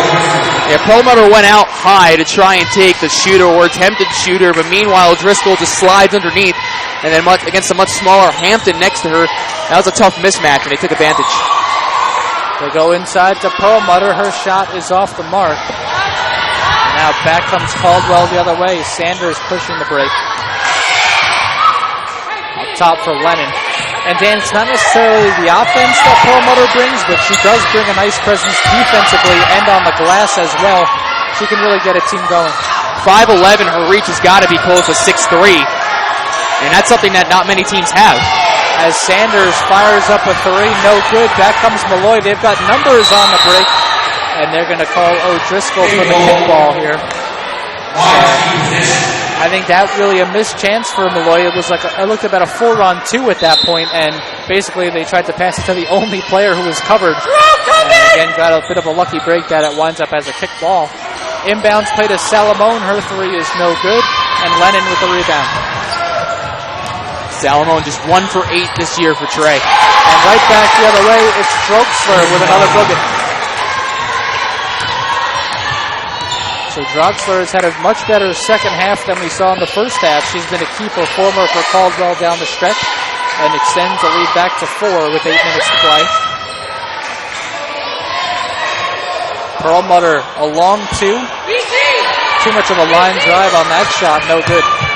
I think that was a forced shot. I'm not sure why you're really taking that in this situation. At least work the ball. You had time on the shot clock instead of trying to force one up for a player, and it's really out of her range. I feel like you could have had that shot later in the clock. As back the other way, Droxler with a miss, and back comes Molloy. Nice save by Alex Hampton.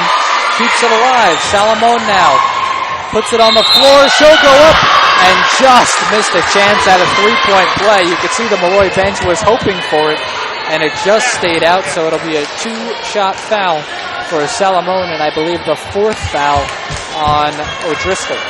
That's the old school Maggie Salamone that we're seeing. That's the 2-time Rookie of the Week in the ECC, leading the team with 15 points per game 2 years ago, Maggie Salamone. When she drives in, she's confident when she has the ball in her hands. You know, the shots really haven't been falling for her this season, unfortunately, you know, and I think if she starts to maybe hit some of those and goes back to her ways where she's not the biggest player, but uses that heart and determination going straight to the cup, I think she'll start to pick up her game. She knocks down both. We set the lineups for you. Brady, McDonald, Salamone, Lethbridge, and Jackson for Molloy. And for Caldwell, Sanders, Lennon, Droxler, Kelty, and Dunn. And here Kelty gets called for the So a pretty nice crowd here at Quilla Gymnasium, and really starting to get firmly behind Molloy here with just 7:12 left, and Molloy looking to make up a 2-point deficit. We always say this about Quilla Gymnasium. Not the biggest. It looks like a high school gym, but it gets loud in here quick. Salamone up top, left side for Lethbridge. Excuse me, for Jackson, I should say. Kimani, turnaround, Jay, no good.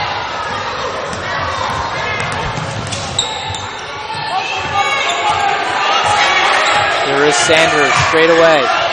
Left side for Lennon. Skip pass for Sherelle Sanders. Inside the kick for Dunn. And a beautiful drive and miss for Sherelle Sanders. Dunn knocking down another jumper. Again, Dunn, who got hurt earlier on in this game, really didn't get a lot of minutes because of that. Been able to hit some shots, and it's exactly what we've seen from some of their forwards. They've been able to hit their shots. They're shooters. They're not people who are just going to go straight to the hoop. They're going to go move out to 10, 11, 12 feet, be able to take the jump shots. Now you're down by 4. You still have more than 6 minutes and almost 6:30 left in the game. I think you have to still look at yourself and go, if we just cut down 1 or 2 more turnovers, if we just make one smarter play, we're right back in this. I think once you take that lead back, that's going to really start to swing this momentum, and then the confidence is going to be all fitting in the white and maroon. A timeout taken by Joe Pelicane, and again, I think for Molloy at this point, if you feel like Caldwell may go on a bit of a run, you got to take a timeout because you can't afford to let them go up 6, 8, 10 points with only 6:28 left. You got to keep it at just a couple of possessions. So I think a smart timeout by Coach Pelicane. He's got 2. Coach Canella still has 4 left. And meanwhile, Grady will pop for 3, and it's good. Third three-pointer for Innocence Grady. She now has 9 points, tying a career high. Big bucket there for Grady. And again, the defense chant will start from the fans here at Quayle. They dump it inside. Dunn, nice move.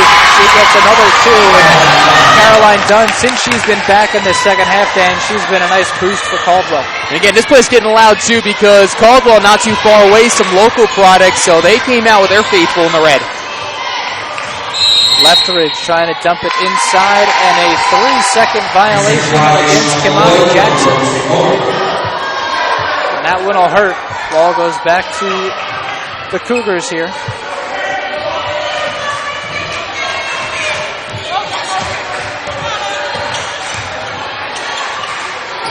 Right side, it's Sanders.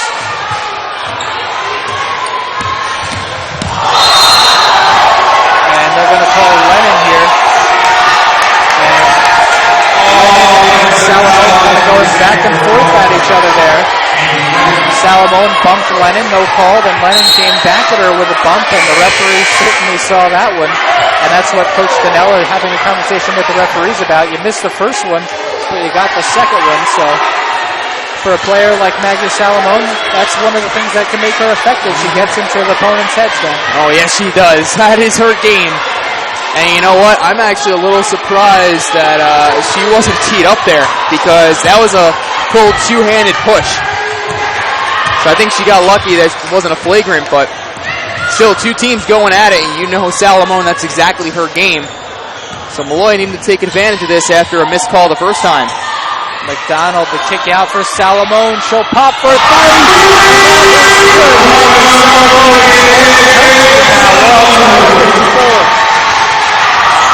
And the Lions Den is on their feet. Kelty hands off for Pila. She'll fire up a 3. That one was from way downtown, no good. And Kelty on the rebound eventually will draw the foul. I think it's going to go against McDonald. It'll be just the first team foul on Molloy. As both of these teams have done a good job staying out of foul trouble in the fourth quarter. It is, though, the 4th foul on McDonald, just the first for the team. Caldwell only with 2 as a team.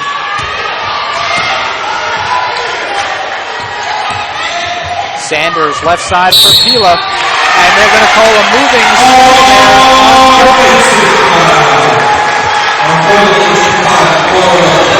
And I think from my angle, man, it looked like she had set her feet, but she kind of just threw her shoulder out a little bit just to get a little something extra on that screen that she set.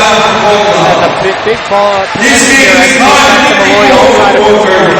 Yeah, so now you're calling a timeout here, smart timeout by the Cougars. Settle everybody down. And actually, it's what Annie Lennon, as soon as after she went right off the floor, after she pushed Salamone and, got charged with the foul, she went straight actually to the side room over here to calm herself down. She needs to regroup, settle herself, and now it seems like Caldwell needs to be the smarter team because now the momentum is swinging. As I mentioned before, once you take that lead for the maroon and white, that's going to be a much different situation. So now after this full timeout, you have Molloy have a chance to take a lead on this very same possession, take the lead, and then go from there. And, you have a player like Salomon who's fired up. She feeds off this kind of stuff. She feeds off of the physicality, getting in other players' heads. So I think she's going to be the hot hand they look to here in a situation to try and get a good jumper. And again, for Molloy, it seems like they've been battling so long just to get back even in this game. If they do take the lead, you feel like the roof might blow off this place because every time a big possession happens for Molloy, the fans are getting louder and louder with each possession. Yeah, exactly. And this place is getting very loud. It's tough even to hear you. We got headsets on right next to me. So this place can really amplify. And it's definitely a home court advantage when you are playing well. Grady hands it off for Aaliyah McDonald. They'll go inside to Jackson. Goes up, and a couple of Caldwell players there. No foul, and it's out off Jackson. I think it's been noticeable, Dan, toward more of the second half. As soon as Jackson gets that ball inside, Caldwell tries to come with that double team because of how good she was in the first half. Exactly, and she also gets frustrated because she has some trouble when she's working in traffic as much, especially on that double team. Pila baseline drive, now finds Drexler at the left elbow and she knocks him down. Caldwell back up too. Under 4 to play in this game. Again, a situation Molloy has been in numerous times this year.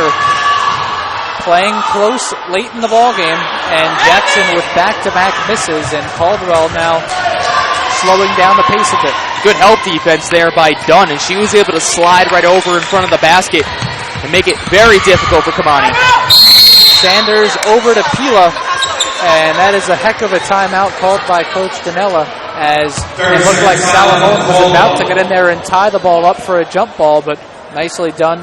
Coach was right on top of it, and she gets the timeout after Pila had to make that diving play to keep it alive. Yeah, right in front of us, too, so we got a good look at it. Maggie wasn't able to get a real palm on the ball and not enough for the jump ball. Quick timeout, smart timeout by Christina Danella. But take a look at the leading scores right now. Drexler has 11 points. You have Dunn, who has career-high 8 points. And then you have 4 different players with 7 points for Caldwell. That's balanced scoring. Also with 8 points is Droskell. Meanwhile, for Molloy leading the way, 17 points from Allie Leffridge. Really no surprise there. And then another couple of 2 with 9 with Grady and Jackson. So again, you need that secondary scoring at this point. You're down by 2. Grady's been able to hit the tray every now and again. She's been able to hit the 3. But now you need to be able to still use that, and Kamani needs to be able to try and find the open man when she's getting double teamed down low. And again, really reminiscent of the last game for Caldwell over Washington Adventist, where they had 7 players, Dan, with 8 points or more, and it seems to be, just about the same type of effort here today. As here, Pila will control. 5 left on the shot clock. They're going to have to shoot. Down to 3, down to 2, 1. Pila will have to pop a runner, and it's good at the shot clock buzzer. What a finish from Pila. Amazing. Pila didn't even know how much time was on there. She looks over to her head coach and he goes, shoot. So she goes, okay. She runs right in and gets the runner off glass. Definitely seemed to be a lack of urgency. Didn't, as you said, Dan, didn't seem to know how much time there was. And back the other way, we've got a traveling violation against Allie Leffridge. So 4th travel already in the game, 3rd one in this half. And the turnover numbers continue to plague Molloy in a 4-point ball game. As Dunn checks out, O'Driscoll back in. She's got 4 fouls, so you got to get her in now if she's your starter with just 2:45 left. Wide open 3 for Pila off the rim and then off the shot clock. So that one is out of bounds. Back to Molloy. Boy, that would have been maybe a dagger type of 3. Would have been a 7-point lead if she could hit that. Yeah, we haven't said Antoinette Pila's name very often today. She's been somewhat quiet in terms of scoring, but she's come up with some big buckets. Here is McDonald on the dribble drive. Her runner is in and out. Wouldn't go down. Still a 4-point game. Again, Molloy's still very much in this, but have to start making more of their possessions, Dan. They've been kind of stuck on 54 points now. As McDonald comes over for the double team and they force a turnover. Here is McDonald all the way to the rim, and she was hacked on the way.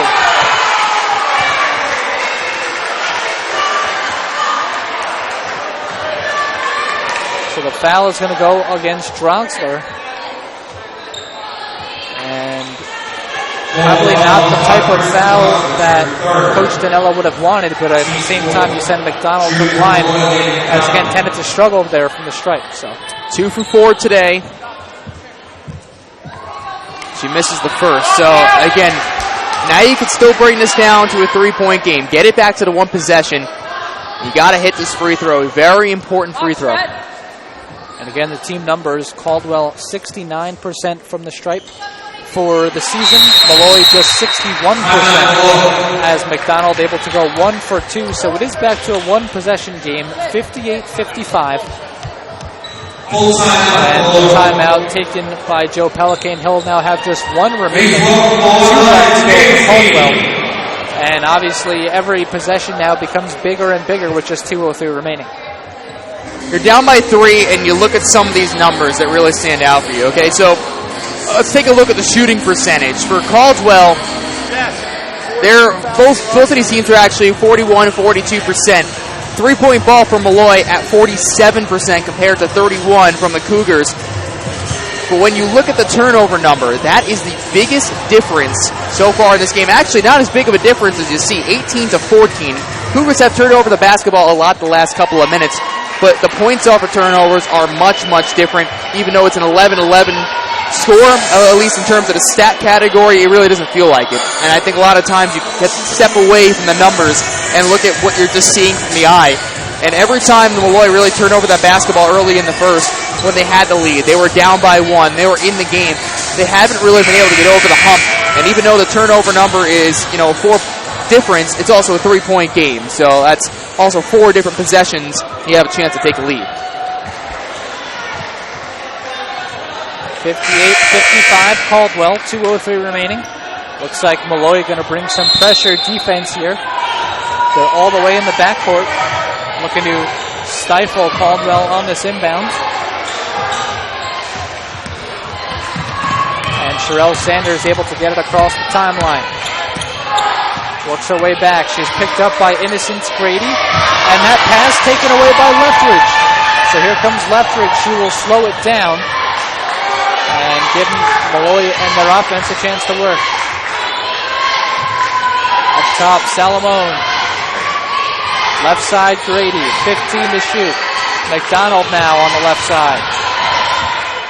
Driving kick. Jackson, a long 2. And that's good from Kamani. A 1-point game, 58-57. Huge bucket. She had the look uncontested to take the shot. Even though it was deep, gets another foot back, even like another 6 inches. He maybe hits that 3-point ball, but now you're down by 1. And then Grady here with the foul. So it'll be the second team foul against the Lions. 1:14 left. And that's the advantage that Molloy has by being smart up to this point, Dan. They can afford to get a little aggressive on defense for those turnovers without sending Caldwell to the line here. Essentially have 3 fouls to give. Draxler will control. Off the screen, a wide open 3 for Pila, and that one's off the mark. She just hasn't had the shooting touch quite today. And now Molloy working with a chance under a minute to play, down by 1. 20 on the shot clock. Here is McDonald. She'll call out the play. Gets the high screen from Leftridge. Over to Grady, right side. Baseline drive. Tried to fire it into Jackson. Taken away by O'Driscoll. 3-on-1. And that's a good pass from Sanders to Pila for the easy bucket. It's back to a 3-point lead for Caldwell. And Joe Pelican will take his final timeout. And frustrating there, Dan, but your freshman point guard, she's going to make some mistakes, and that time really trying to fire a pass where it didn't belong into Kamani Jackson, and it led to a takeaway. Yeah, but you know what? You're only down by 3 right now, and the 3-point ball has been working for you. You've been, over 40%, close actually to 50% so far in this game. You're one of the better 3-point shooting teams this season. 4-second differential between the shot clock and the game clock.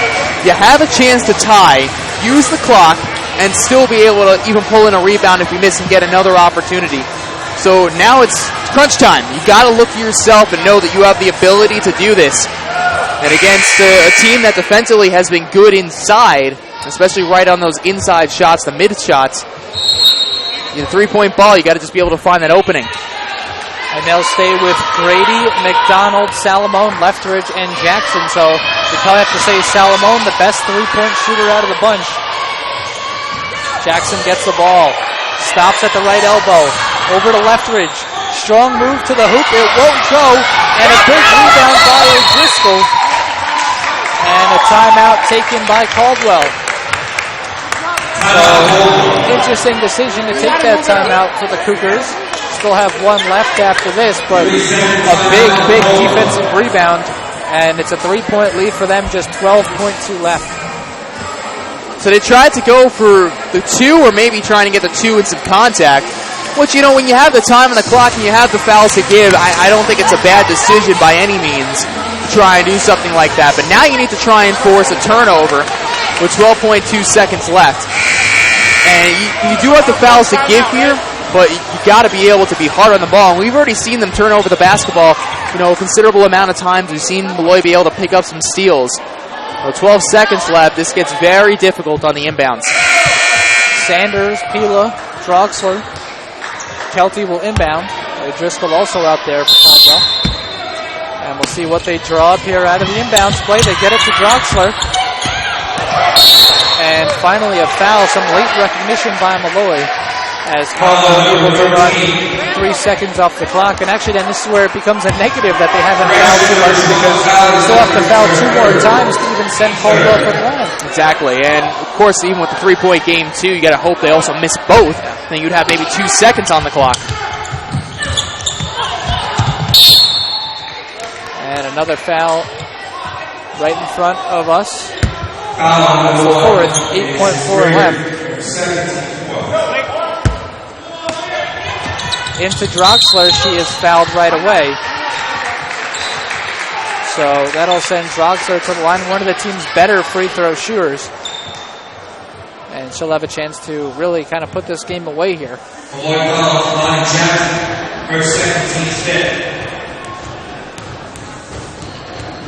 First one at the line for Draxler.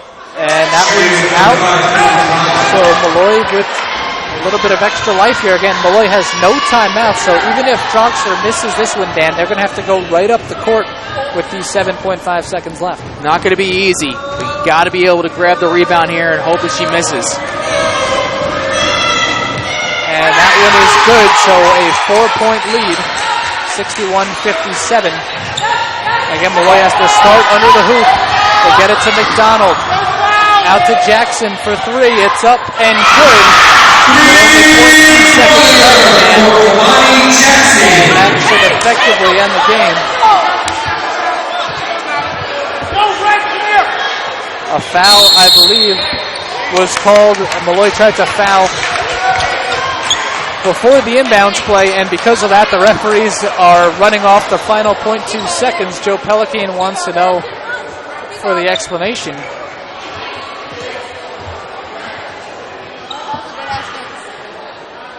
And he's having a conversation here with the referee. And you can understand the theory for Molloy, trying to foul before the team inbound so they still have a chance theoretically, but that is how this game will end. Caldwell a 61-60 victory, and again for Molloy, their 6th loss of the season by 5 points or less. Another tough loss for the Lions, where again, you're right in the game. You have your chances, you just can't get over that hump, you can't get over the fence and be able to, you know, come away with a victory. Good win by the Cougars, though. Again, they were down early in the game, but they were able to keep fighting. Their defense picked up. They were able to hit their shots. You know, and that just shows you why this team is also one of the better ones that you see in the CACC and one of the better in the North Division. They got a tough matchup upcoming next week against Bloomfield, who was picked atop the conference for at least the North Division over there. So for them, big win. They've won now 4 of the last 5 games. But unfortunately for the home squad today and the Lions, you know, now you've dropped 5 straight, and now you're going to go into more ECC play. So you need to be able to, you're still right there, but you still haven't hopped over the fence. Now you're almost sitting on the top with one leg over. So we'll take a quick break and come back with the full post-game wrap-up. Again, Caldwell with a 1-point victory, 61-60, back after this here on MolloyLions.com. Casey's Kitchen and Cocktails is a proud sponsor of Molloy Athletics. Casey's is open 7 days a week for dinner with plenty of salads, sandwiches, and entrees to choose from. Casey's is also open for lunch Thursday through Sunday and for Sunday brunch. On the go, takeout is available, plus on-site and off-premise catering to suit all of your catering needs. And now through October, Casey's Rooftop Bar, Rooftop 32, is open for dining. Plus, you can receive a 10% discount with a Lions Land card. All at Casey's Kitchen and Cocktails, 23 North Park Avenue in Rockville Center.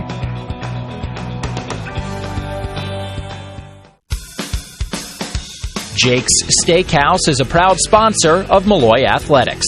Come down to Jake's Monday through Friday from 3 to 7 p.m. and Sundays from 12 to 7 p.m. for happy hour. $4 mixed drinks, $5 select house wines by the glass, $4 select domestic beer, and $5 select craft beers. Plus, Lions Land card owners will receive a special 10% discount.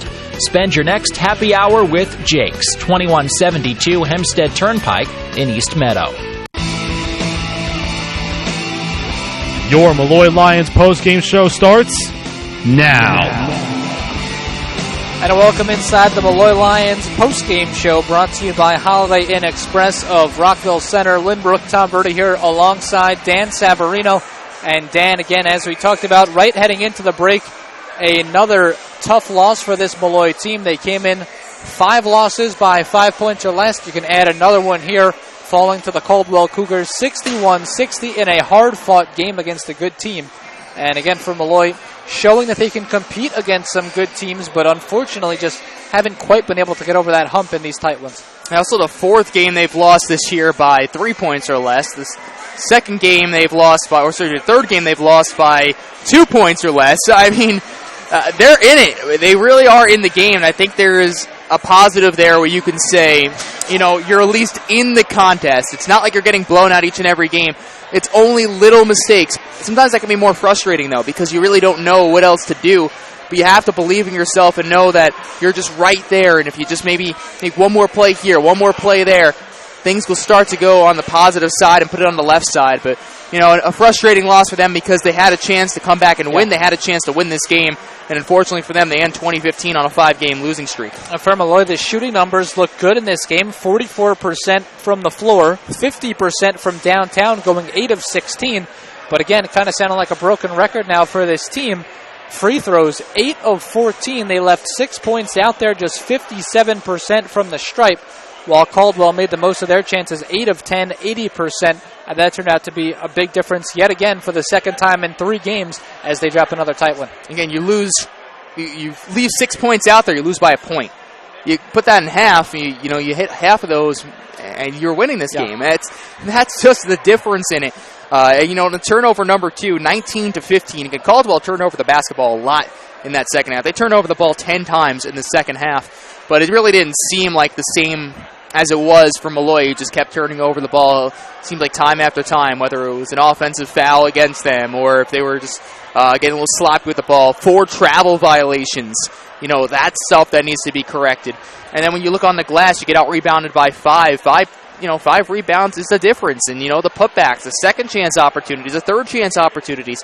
That's what Caldwell had, and that Molloy didn't. 17 points for Allie Leftridge, 14 for Kimani Jackson as the forwards led the way for Molloy. For Caldwell, 12 points for Kristen Drogsler. Big second half for her, 11 for Antoinette Pila. But as we talked about for this team, 7 players with 7 points or more. So they continue to find the balanced scoring. And that proved to be definitely a difference for Caldwell here today. And that's the difference, too, with Molloy. They don't have that balanced scoring. It's Lethbridge 17, Jackson with 14. They got a surprising career high, or tying a career high, at least, from Innocence Grady. She was able to hit 3 trays. But outside of that, you're not really getting the same production. Canahoy had a solid 7 points. That's the difference between some of these other teams that they're playing, too. It's the balance. And the Cougars have balance, as we mentioned before in the pregame. We mentioned it during halftime. Went to it during the game, And we saw it on the floor, and that was a difference maker in them being able to get a victory. Balanced scoring. And if Molloy wants to be able to continue to compete and try to compete inside the conference, they're going to need to find a third option, really. I think that's going to be the difference. You need to find a solid third option because it cannot always be Jackson and Lethbridge every single time. And next up for Molloy, again, going back into the conference, a pair of home games Wednesday, January 6th, and Saturday the 9th against two of traditionally the better teams in the ECC, LIU Post and NYIT, two local rivals. And Dan, as you said, Molloy definitely still some work to do before those games, but I think, again, a team that has been very competitive all season despite their 2-9 record, and maybe a team because of that can surprise some in the ECC. Exactly, and that's still a positive. You still have a win inside the conference. You're still, you have a victory there, so that's a positive thing going forward. But still, now you're going to face a team like LIU Post, and they're a good squad. They're well coached. They know how to win basketball games. They have year in and year out. They tend to always make the postseason, if not further into the NCAA tournament, and they have size, so it's not going to be an easy contest.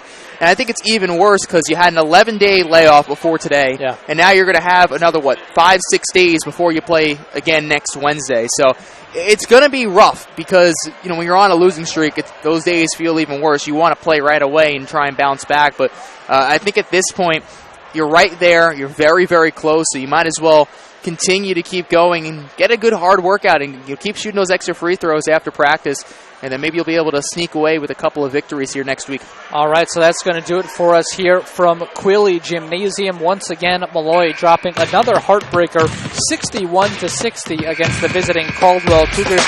Don't forget, tune in next Wednesday as Molloy continues their work in the East Coast Conference slate, taking on local rival LIU Post, part of a doubleheader with the men's team. That one will be beginning at 5 p.m., and you can catch it all right here on MolloyLions.com. For my color man, Dan Savarino, I'm Tom Brody. Thanks so much for tuning in, and we'll see you next week.